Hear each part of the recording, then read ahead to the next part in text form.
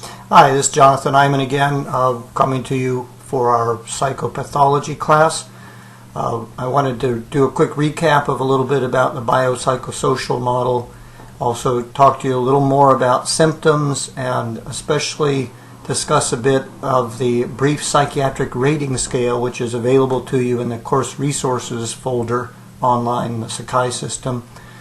This is an excellent tool for helping us to be more precise and consistent in the way we evaluate the condition of our clients. And so this week's assignment is going to be helping you to become familiar with that BPRS and how to evaluate clients. You'll be seeing a couple of video clips of an interview done at UCLA with an actual patient who volunteered for the project.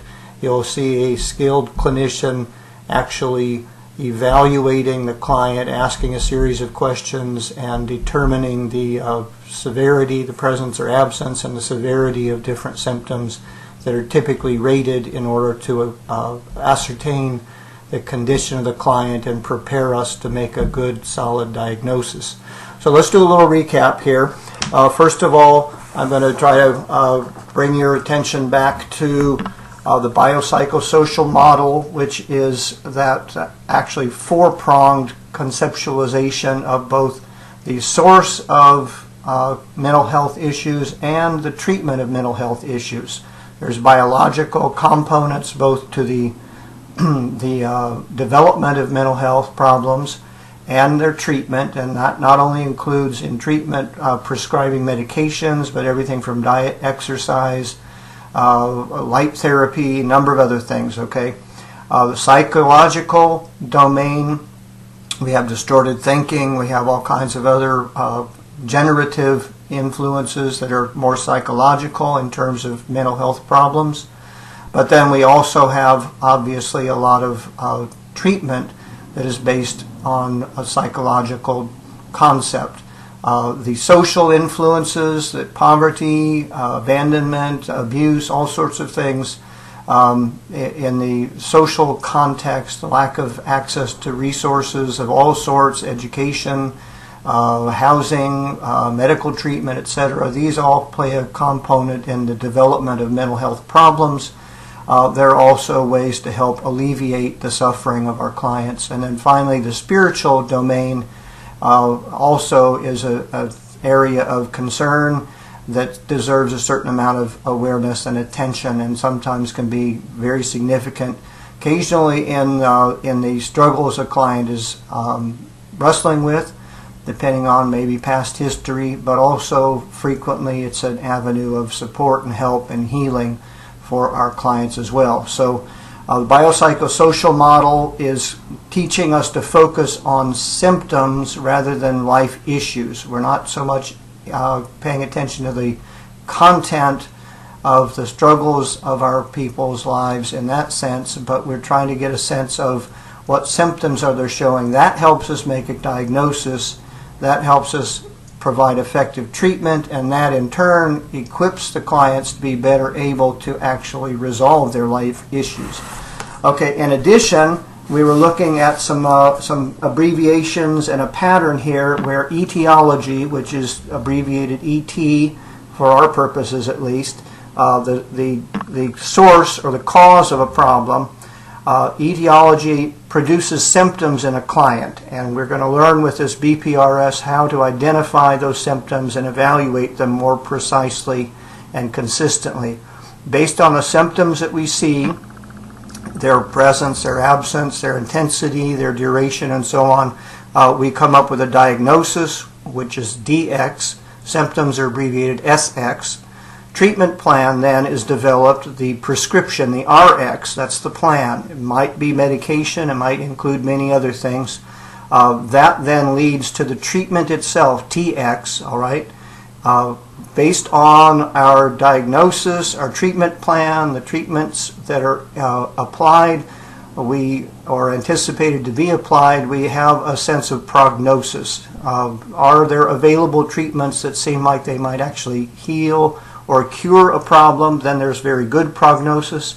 If there's no effective treatments, then the prognosis is not so good, okay? And depending on the outcome of treatment and as the prognosis is validated, there's sort of a new chapter in the history, the HX, of our client. Okay, so we are focusing in the DSM primarily on symptoms and diagnosis, and that's why we need to have a good system for really clearly evaluating what are the symptoms present.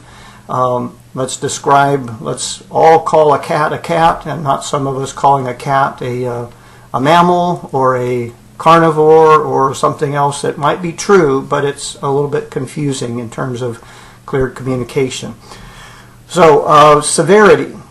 The BPRS, the Brief Psychiatric Rating Scale, is a very systematic way of evaluating the presence or absence of symptoms and their severity. So we're looking at their presence in a given period of time, and that should typically be specified very clearly. Are we talking about right now in the interview itself? That's not often adequate, although we might make note of certain things in the moment. Might be over the last week, the last month, the last 6 months, the last year, the entire lifespan of the client. But these things need to be specified, okay?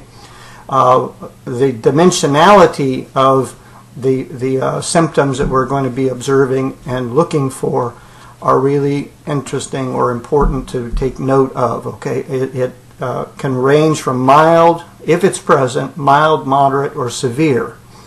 And we need to also be aware of changes in severity, because typically the treatments we provide are not an on-off switch. It doesn't go from fully present to completely absent. We're looking for some shift. We need to be aware of a gradual deterioration, meaning an intensification of symptoms. That may be a clue that we need to change or add treatment. We want to see a reduction in symptoms. That hopefully is indicating that whatever treatments are being provided are successfully helping the client to manage their condition more successfully. Also may indicate a change in exterior stress factors and so on, like the social influences. So we want to keep note of that, but we have to have a way of doing it with some objectivity, okay? So in the BPRS, there's basically 24 primary symptoms that are defined and that are evaluated, and based on the cluster of symptoms that are present, their duration, their intensity, and so on, a diagnosis is possible to be made. There's 4 common factors I want you to be aware of that make symptoms more severe, because we need to be able to tune in if the symptoms present, is it mild, is it moderate, is it severe, okay? On the BPRS, the rating scale is from 1 to 7, and so mild or subclinical presence of a symptom is indicated by the number 2 or 3, okay? Moderate intensity is a number 4 or 5, and severe is number 6 to 7. If it's severe, it's a must treatment kind of situation. Some kind of treatment, if not crisis intervention, at least some sort of treatment should be planned and implemented. Moderate, the client's probably appropriate for some form of treatment, but not such an urgent matter necessarily. Mild, 2 to 3, it's subclinical. We're aware of its presence. We're maybe keeping an eye on it, monitoring things, but it may not be necessary for any particular treatment to be applied. Remember, all of these symptoms are basic human experiences. It's not that a person with mental illness has them and a person who doesn't have a mental health diagnosis doesn't. Mental illness is essentially an extremely or an unusually and impairingly elevated level of symptoms of some sort or another, okay?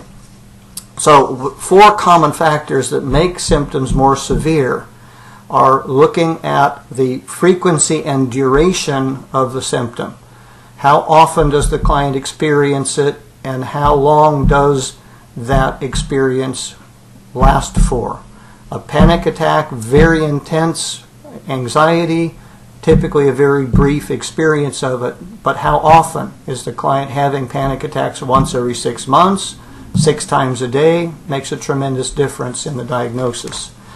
So frequency and duration. More frequently or for a longer duration, that's going to earn a more severe rating. So we'd be looking more at a number 4, 5, 6, 7, okay? How about the level of impairment that is caused by the symptom? If the symptom is present, but the client has coping skills, or simply is not frustrating or interfering in their lives, then that symptom is not going to be rated as severely. That reminds me of those concepts that are important for us that were mentioned in your reading and in the other resources: ego syntonic and ego dystonic. Okay, if a symptom objectively observed is not troubling to the client, they don't feel that it's abnormal, they don't feel that it's really interfering with their lives, it's considered ego syntonic. Okay, it's like simpatico. Okay, ego dystonic is when a symptom is troubling to the client, it interferes with their functioning, it feels alien or abnormal to the client, not to the clinician, but to the client. Okay, so we want a great example is someone in a manic phase. Outsiders observe all sorts of harm and destruction. The manic individual often feels that they're in the best condition they've ever been. Their symptoms are ego syntonic. It doesn't mean they don't deserve or need to be treated. It just means the client is going to be less motivated to participate in treatment. Okay, so frequency and duration. How much impairment? Okay, what can't they do now that they could do if the symptom were diminished? How much preoccupation is present? Is the client having a hard time or finding it impossible to turn their awareness, their attention away from the symptom? Someone with auditory hallucinations may be able to just regard it as background noise. Another client hears commands that are irresistible, and they actually are compelled to obey those voices. So if it's hard or impossible to turn off, can't turn your attention away from the symptom, even physical pain, there's increased severity then with that greater preoccupation. And then finally, if there's a greater unreality or delusional quality to a symptom, that would earn it a greater severity rating. So as you look at the BPRS and as you see the other 2 videos, I want you to get practice in evaluating the presence or absence of symptoms, the severity of symptoms. I'm going to show you, you'll see in the resources, a range of ratings from others who have observed the same videos, and you can compare your own scores to the distribution of scores. Plus you'll see the rating of a seasoned, experienced evaluator, and you can compare your impression with that which is recorded on the resource by the other. So I hope you enjoy this. It's really a valuable tool for our future practice. It is labor intensive, takes some time, but this is a crucial piece of equipment for your future practice. And so I want you to take the time, work through these videos, do your own evaluation. Feel free to stop the video if you need to at any point in time to think it through, and then restart. And I'll look forward to seeing what you have to write on your assignment here. Thank you.